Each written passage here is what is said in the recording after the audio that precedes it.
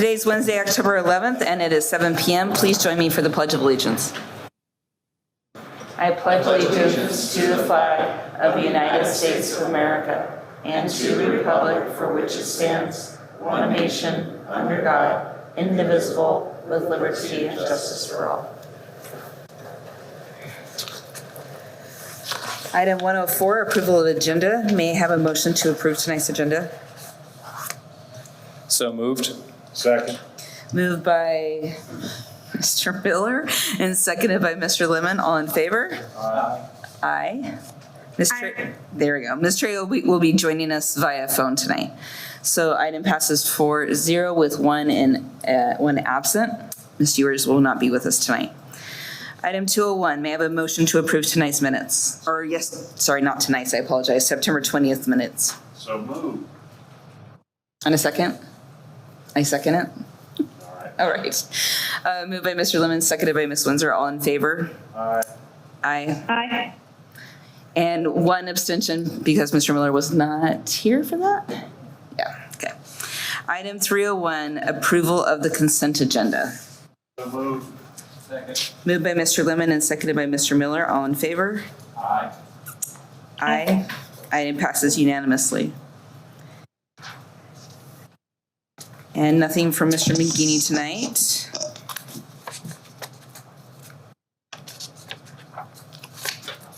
And Mr. Miller. I believe it is the Celebrate Excellence. Dr. Driscoll. Thank you. Good evening, Madam President, members of the board. Tonight I have a few items to spotlight. On Monday, October 9th, Tempe Elementary hosted our annual Growing as Professionals Day, otherwise known as GAP Day. This was an incredible day of personal and professional growth opportunities for TD3 staff. From national education experts to TD3's own shining stars, teachers were equipped with first-class knowledge and experience to strengthen their skills. Thank you to Janae Watts, Director of Nutrition Services, and her entire Nutrition Services staff for providing breakfast, lunch, and snacks. A special thank you to Katie Moe, Director of Innovative Learning, and her team for coordinating and managing this year. It really was truly an awesome event, and the nutrition staff, you would have thought you were at a national conference with the snacks in the hallways, how they treated the presenters. It was pretty awesome to see. TD3 students will soon benefit from enhanced arts education opportunities thanks to the City of Tempe's Arts and Schools grants. As part of the program, the city invested $60,000 in arts funding, with the biggest contribution of nearly $27,000 heading to TD3 to fund 19 projects across the district. This grant will include hosting 11 guest residents in TD3 classrooms to provide students with expert knowledge and unique learning activities. Funding will also provide equipment and instruments that will expand and enhance existing programs.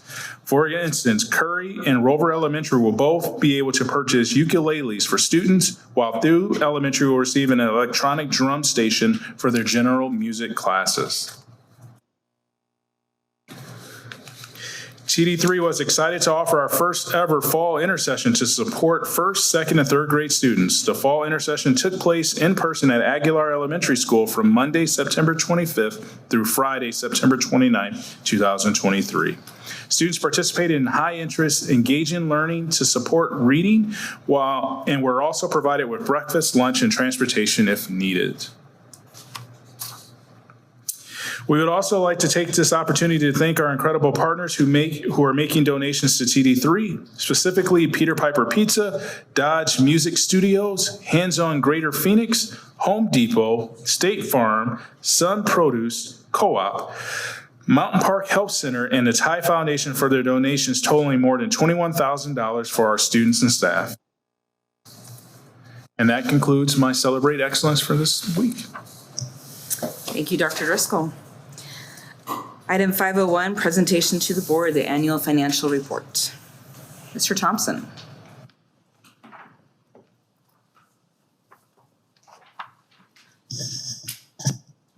All right. President Windsor, members of the board, Superintendent Dr. Driscoll, thanks for having me tonight to talk about the annual financial report, the AFR, as we call it. So this is as the name would imply, this is an annual thing. It is due by October 15th every year. So that is why we are here at this board meeting and not next week for that one. So the AFR includes more than just the AFR. You've got the food service AFR, the school level reporting AFR, the desegregation AFR, and then the results-based funding report that is all required as well. But the big part of it really is the main AFR, and then the big part of the main AFR is the maintenance and operation fund, the M&O.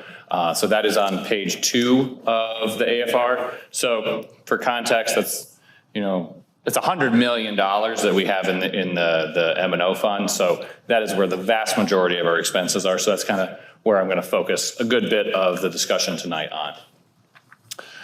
So overall expenses increased about 7%, so up to a little shy of $94 million. That increase, if you remember, we had given all of our employees about a 10% raise. So that's the result of that. From that, since it's a year behind, those raises felt like they were a very long time ago, but they were just last year. So the M&O fund it's a budget controlled fund. It's not a cash controlled fund. So it's really budget formula. So really when you're looking at that budget capacity, that's $103 million. That would be every last dollar we could possibly spend, which we never really want to do. You don't want to be living paycheck to paycheck. So you want to keep a little bit back in there. So that's what the carryover is. So about 9.3 million, 9%, about the equivalent of 1 month of expenses. So we've got that kind of in reserves, if you will, for a rainy day, for drop in enrollment, for decreased funding from the state, something like that. Another section of the AFR, or dig a little bit deeper into it, the DSEG money, we get about 13 million in desegregation funds every year to spend. That is part of the formula, but any monies, it's kind of part of, but separate, because any monies that are not spent do not roll over in the formula, unlike all the other dollars. So it's kind of a balance, because you also have supplanting rules where you can't move other expenses that were previously in there and try to spend all that money.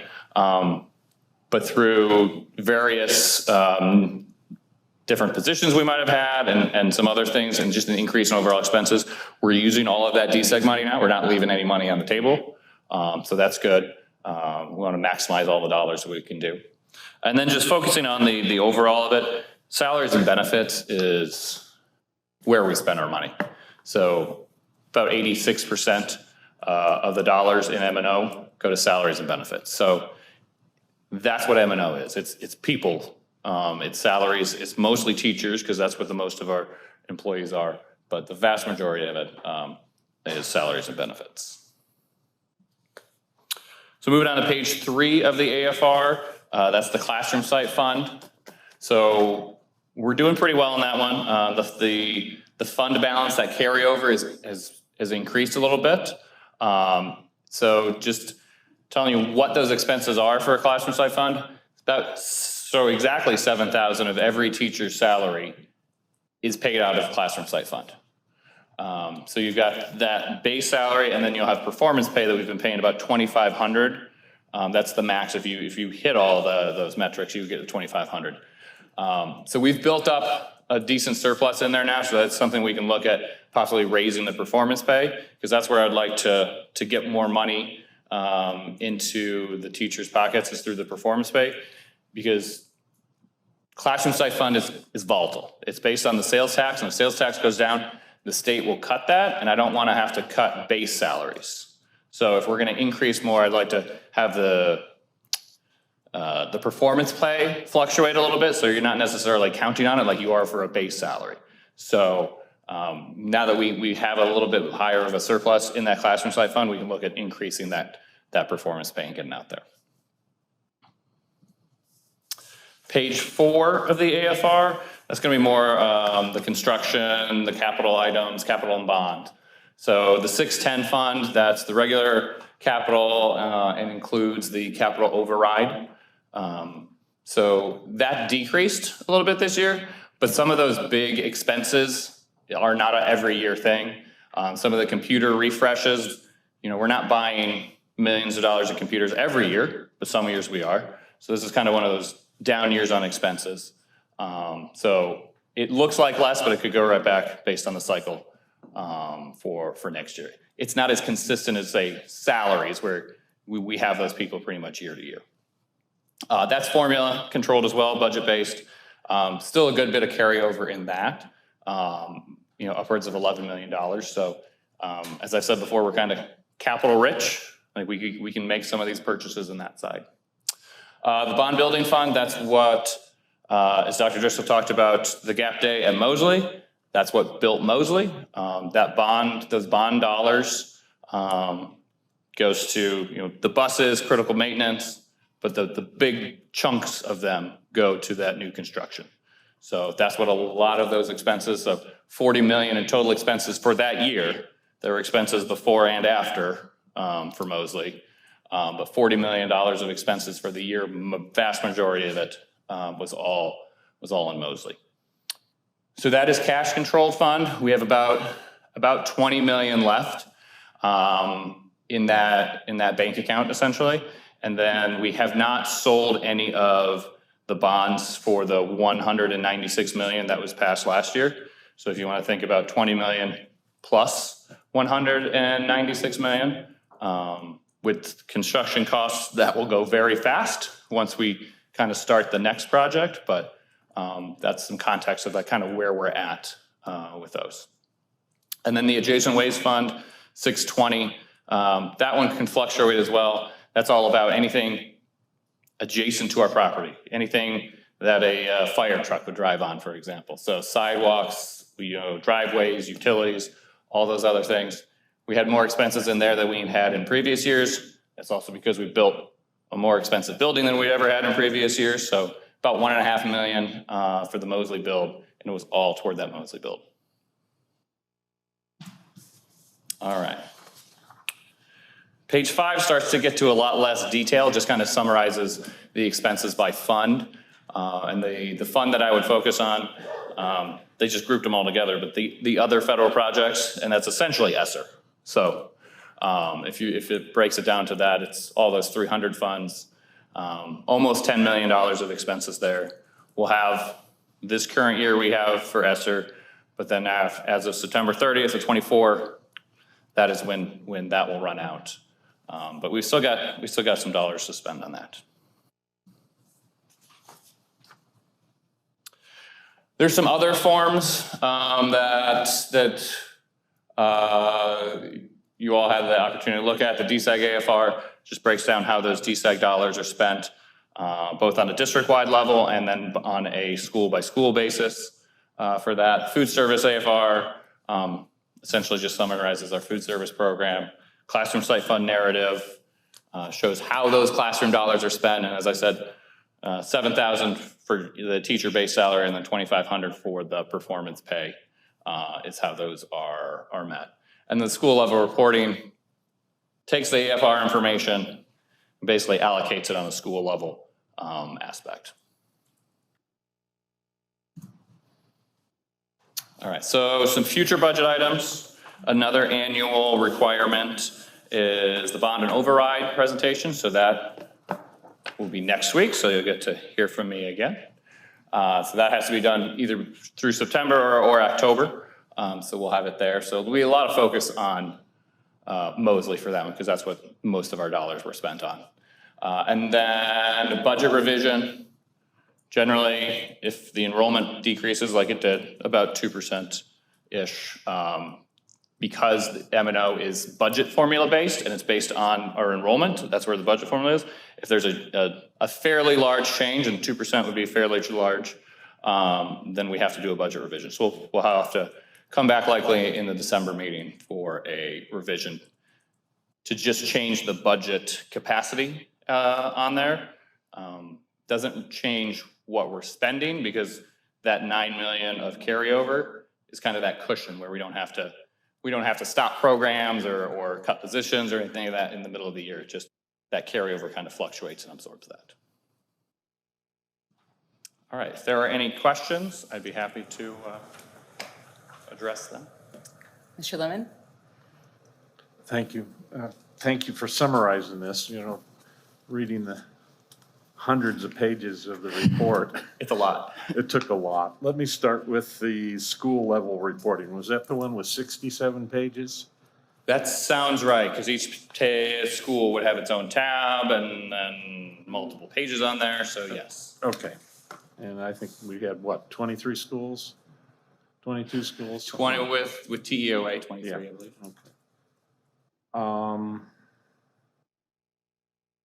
I guess my other question was the federal and state, federal projects, the funds, was 9.6 million in expenses.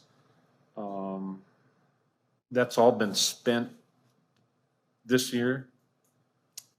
That was all spent in the 22-23 school year. Okay, So July 1, 22 to June 30th of 23. okay. All right. I guess the final question I have regards the carryover.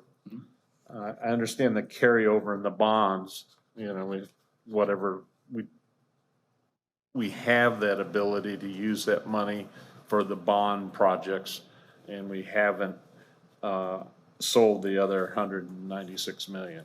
Correct. Okay. So that one, I want to make sure that we're not selling those bonds until right before we need it, because as soon as we sell it, just like it's basically taking out a loan, as soon as we sell it, then we start having to pay the interest on it. So until we need it, I don't want to start accruing interest that we got to pay. All right, and then, Madam President, Mr. Thompson, the M&O carryover and the classroom site fund carryover. How much was that total? Did we total it somewhere else? I think the M&O was 9 million, and I want to say 3 million, 3.2 for classroom site fund. Okay. And we're saving that for a rainy day or something happens, is that correct? Yeah, so we want to just make sure that we are not spending down to that last dollar and everything because of current year funding. If we were down 200 or 300 students, if we were down more than that, you have to make those changes in the current year because the funding will be less than that. So also helps for going into next year if you have that buffer, if you will. If the state says, all right, we're going to give you the bare minimum, you can spend down a little bit of that. And you don't want to kick the can down the road too much on that, but it gives us a little bit of financial flexibility there. And it's about 9%, like I said, about a month. So I don't think, it's kind of the balance. You want to spend everything because you want to get the money to where it needs to go, but also you don't want to put yourself in a position where, now something happened and we were stuck because we didn't have any money in reserve. And then, Madam President, my last question, maybe I just didn't understand the sheet I was looking at. I think it was performance-based pay. It was 3 schools received that. Is that correct? Or? Results-based funding. So the results-based funding, which this was the last year that the state had done it. They've done away with it now. But based on the scores that you would have, the schools would receive, and even depending on the quality of the scores, you receive a sliding scale of money per pupil. And so we moved all that money basically into whoever was working at the school at the time when those scores were earned. Was that at all 23 schools or just the ones that scored high enough? Just the ones. Just the ones that scored that, yeah. And Madam Superintendent, Dr. Driscoll, I guess that was just 3 schools, is that correct? I believe so, like Scales. I believe Connolly, Ward, and I want to say Arredondo. Might have been Arredondo this year, yeah. Okay. All right, thank you. That's all I have, thank you. Very nice report, by the way. Ms. Trejo, do you have any questions for us or for Mr. Thompson? Hopefully not for me. No, thank you so much. All right. I just have a couple of questions. I wanted to know, first of all, the performance pay increase possibility, would that be for the following year because we built that cushion? Correct. It would not be for this current year. It would be looking at next year's. So that would probably be part of the IBM Classroom Site Fund Committee looking at those. those figures. And also it depends on what the state would anticipate coming back. Like we have the cushion, but if they decrease the per pupil allocation because, you know, if the sales tax doesn't come in, then we have that cushion to continue on. So it kind of depends. That luckily is one of the first things to come out. The state is able to tell us what the anticipated classroom site funding is much earlier than, say, what the regular overall base support level is. Okay, and my last question is, and I think I know the answer to this, but we don't have any positions tied in ESSER, right? Like actual positions. Is that accurate? We don't have permanent positions, but we have some positions. Okay, and they announced an extension to that, correct, for ESSER? That we can extend? I've heard that, that they did announce an extension. At least they were working on it. Okay, I haven't heard that officially. okay. Yeah. All right, thank you, that's all I have. All right, thank you. Appreciate the report. All right, item 601. We have no open call to the public blue cards, so we're gonna skip that one. 701, discussion, consideration, and possible approval of a partner agreement between Gabriel's Angels and Tempe Elementary School District Number 3.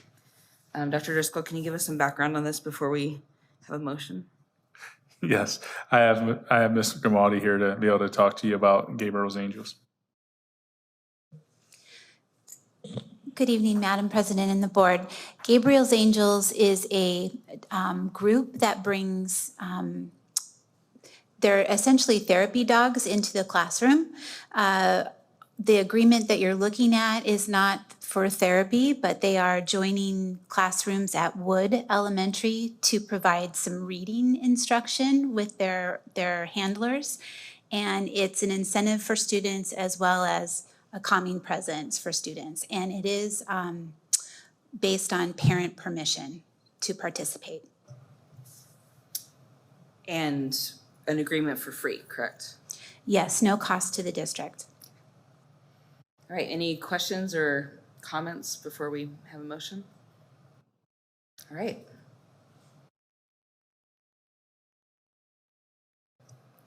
Madam President, I make a motion for the approval of the partner agreement between Gabriel's Angels and Tempe Elementary School District. Second. Moved by Mr. Miller and seconded by Mr. Lemon. All in favor? Aye. Item passes unanimously. Item 702, discussion, consideration, and possible approval of a memorandum of understanding between Tempe Elementary School District Number 3 and McCarthy Building Companies. Oops, sorry about that. Anybody have any questions about this one? He's ready.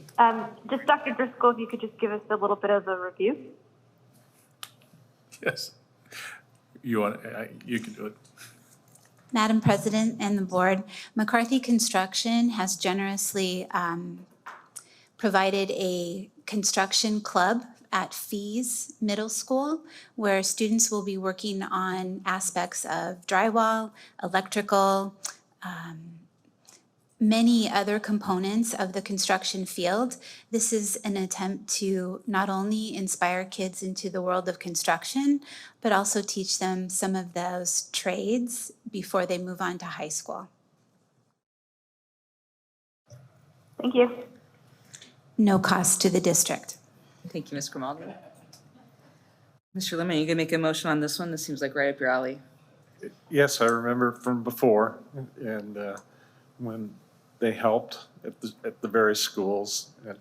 I believe it was when the rebuild at Shamley, and the kids liked it, and I think there was some also at Ward, and it's just great. And I think we need those folks, because I would like to retire someday, but we need those people in the trades and the professions, and that's a good way to start, to introduce them. They make a lot of money. So, Madam President, I move approval of the agreement with the McCarthy. And a second? Second. Moved by Mr. Lemon and seconded by Mr. Miller. All in favor? Aye. Aye. Item passes unanimously. Item 703, I believe this is a Ms. Grimaldi thing too. Yeah? I thought so. Discussion, consideration, and possible approval of an affiliation agreement between Grand Canyon University and Tempe Elementary School District for the implementation of a student nursing program. Madam President and the board, this particular partnership allows GCU students that are trying to become nurses in the field to assist our staff in vision and hearing screening next fall. And those will be the only capacities, vision and hearing screening? At this time, yes. It would just provide help to our staff and practice for the GCU students, no cost to our district. She's like, I will put that caveat every single time. All right, any questions about this one? I'd like to make a motion to approve the contract with GCU. And a second? Second. Moved by Ms. Trejo and seconded by Mr. Miller. All in favor? Aye. Aye. Aye. Item passes unanimously. Item 705, is that correct? Nope, 704, sorry. Discussion, consideration, and possible approval of the memorandum of understanding between Tempe Elementary School District Number 3 and Tempe Kid, and Team Kids, excuse me. Ms. Grimaldi, this is your night. This one actually isn't mine, but I can Oh. speak to it. I'm sure you can. Team Kids is a program at Arredondo and Aguilar right now. It is for students to learn how to make a product in order to sell that product to serve as money towards a cause. So a cause might be money towards the homeless. It might be money to help an environmental issue. It's basically a program put on by the city and also Tempe Police that help assist students to think about larger causes and develop products for sale. I attended the event last year and it was really cute. All kids get tickets to buy their items. And it's a really neat enterprise, plus looking at something more important than just their lives, a bigger cause. Thank you. Sounds like No cost to the district. This sounds like it comes out of the Innovation Enterprise. Is that accurate? Yes, in our partnership with the city. Okay. May we have a motion on this one? Madam President, I make a motion for the approval of the memorandum of understanding between Tempe L and Team Kids. Thank you. Second. Moved by Mr. Miller and seconded by Mr. Lemon. All in favor? Aye. Aye. Item passes unanimously. Item 705, this is the discussion, consideration, and possible approval of the fiscal year 22-23 school district annual financial report. That would be what Mr. Thompson just presented to us. Any further questions or comments before we make a motion? Okay, may we have a motion? Madam President, I make a motion for the approval of the fiscal year 2022-2023 annual financial report. Second. Moved by Mr. Miller and seconded by Mr. Lemon. All in favor? Aye. Aye. Item passes unanimously. All right. 801, reports from standing committees. I don't believe we have any this time. Okay, so we're going to skip to 802. Were there any questions about the student activity report for August 23? All right. Item 901, board members' points of information. Don't talk all at once, please. We're all good. Okay. Item 1001, announcements and upcoming events. There will be an agenda committee meeting on Wednesday, October 11th at 11 a.m. Oktoberfest at Tempe Town Lake, which benefits Tempe sister cities, will be held on Friday, October 13th from 5 p.m. to midnight. Saturday, October 14th from 10 a.m. to midnight. And Sunday, October 15th from 10 a.m. to 8 p.m. at Tempe Town Lake. The ASBA Maricopa County meeting will be Monday, October 16th from 4:30 p.m. to 7:30 p.m. at the Tempe Union High School District Office at 500 West Guadalupe Road. The next regularly scheduled governing board meeting will take place on Wednesday, October 18th at 7 p.m. with a study session at 5:30 p.m. here in the Karen Arredondo Governing Board room. For a review of board calendar, is there anybody who would like to speak to whether they're going to be attending the ASBA Maricopa County meeting? I will be there. Okay, and I believe Ms. Trejo's planning on being there. And we are all registered, so there we go. And for Oktoberfest, I will not be in attendance. Mr. Lemon's good. Mr. Miller? I'll try to be there. He's gonna try. He's not coming off. All right. All right. I'm gonna also try as well. Okay, thanks, Ms. Trejo. Item 1101, may I have a motion to adjourn tonight's meeting? Madam President, I make a motion to adjourn the meeting. In a second. Second. All in favor? Aye. Aye. Aye, meeting's adjourned.